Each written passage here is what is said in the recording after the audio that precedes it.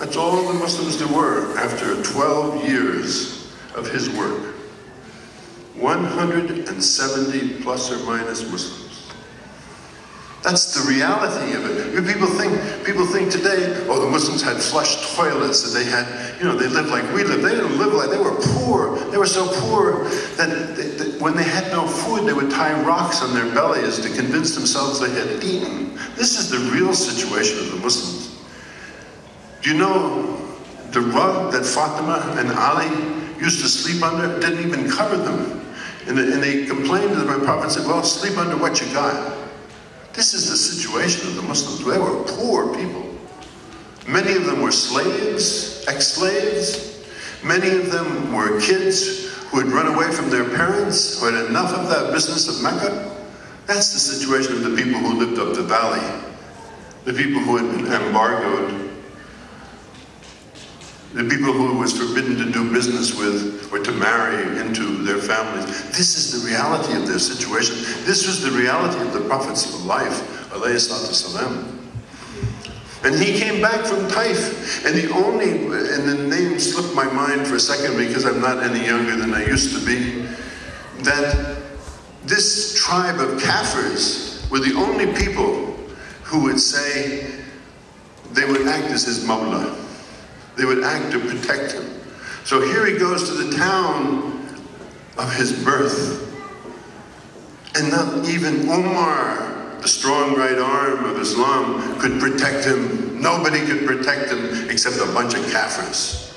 That's the reality of Muhammad at that time in his life. Look at it, see it, taste it, know it. That's where he was at.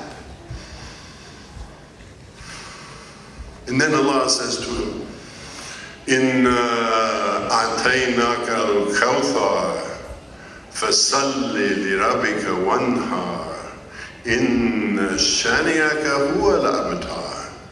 What?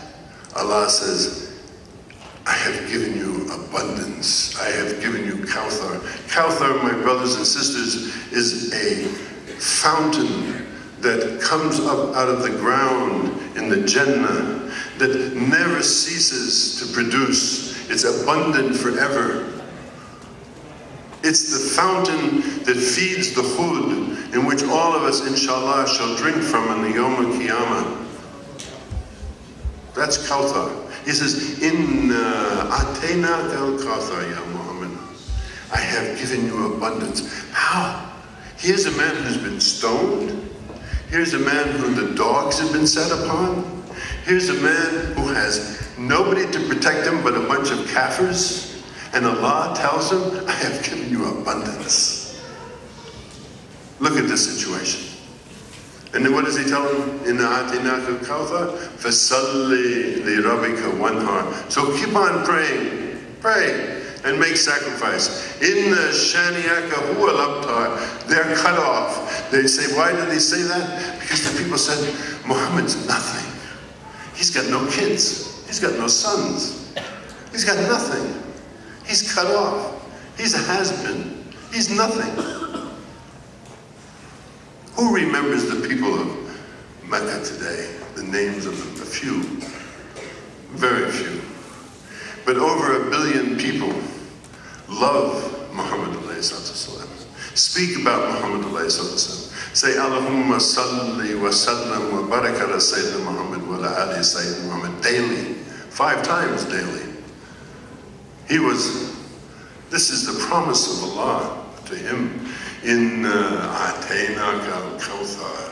I have given you abundance. You at the bottom of your life, you with your wife dead, your favorite child sick, your protection gone, I have given you abundance.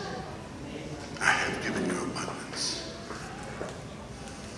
Shortly after this, he was dozing one day in the vicinity of the Kaaba, most reports say.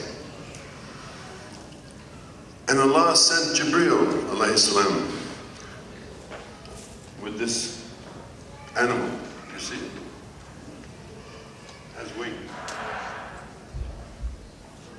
Has a face like a woman. Barak.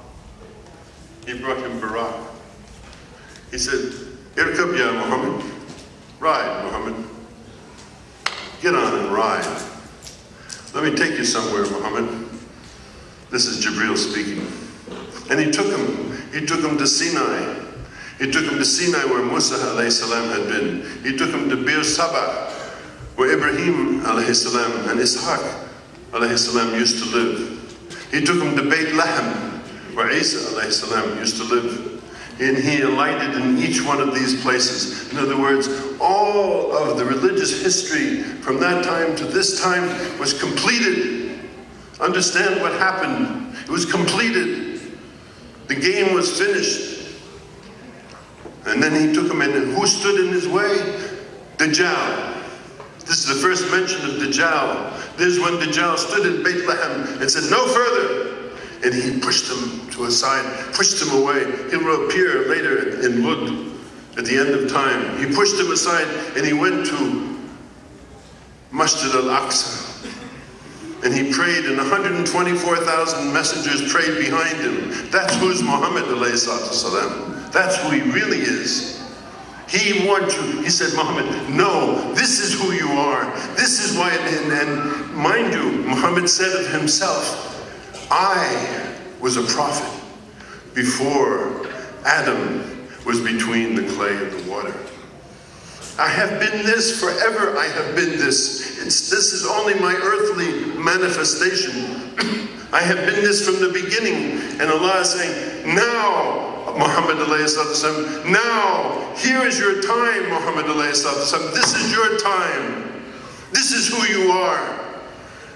You are Khatam al-Nabiyeen. You are the seal of all of the prophets. They all pray behind you. Every one of them.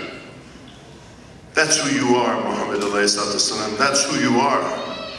And now let me take you to the heavens. Let me take you on the Miraj.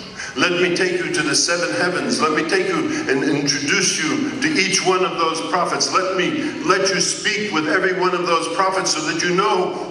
وَلَا نُفَرِقُ بَيْنَ أَحَدٍ مِّنْهُمْ. Allah says, no, we make no differentiation between them. Let me let you know, these are your brothers.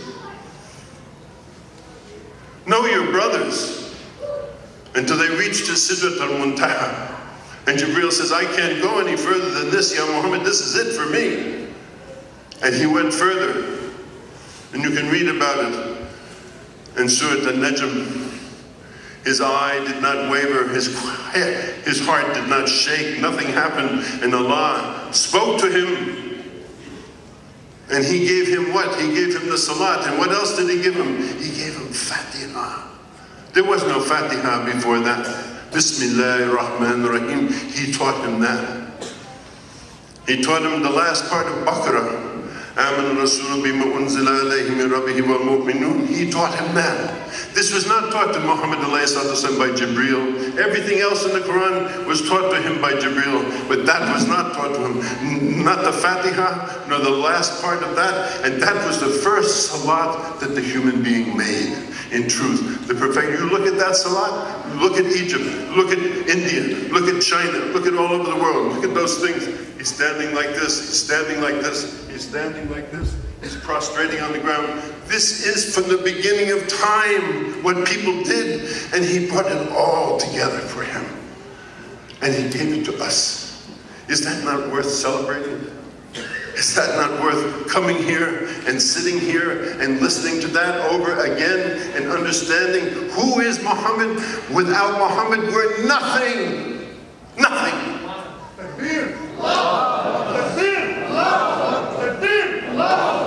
Nothing. That's the reality of Muhammad alayhi. That's what we need to be reminded of over and over and over again, no matter how many times we hear it, to know who is Muhammad alayhi. What is his message? What did he do? What is he? What is he in truth? He is the apotheosis of humankind. That's it. To put it in Arabic, if you don't like the word apotheosis in English, huwa khayra khalq Allah. He is the best of Allah's creation. That's who he is. That's who he is. That's who he is for us. You wouldn't be there.